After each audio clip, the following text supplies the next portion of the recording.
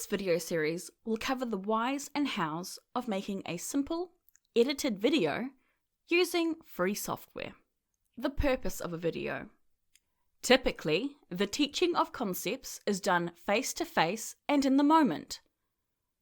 It is time-sensitive and often requires the whole class to be focused at the same time.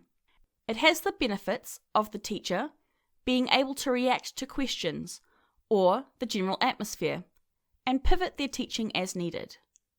However, not everyone needs to, or can, learn at the same time and at the same pace. Videos can be useful because they are pausable, rewatchable, and do not require the teacher's attention, freeing the teachers up to help more students one-on-one, or when the student and teacher cannot be in the same space.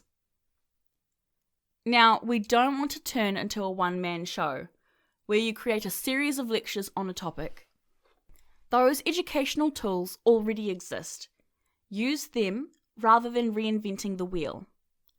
However, there will be times when you want to articulate something specific and wish to make your own videos.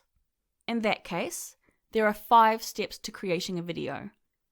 1. Write a script, plan your video. 2. Record the audio. 3. Record the video. 4. Edit your video. 5. Share your video. We will cover each step in this video series.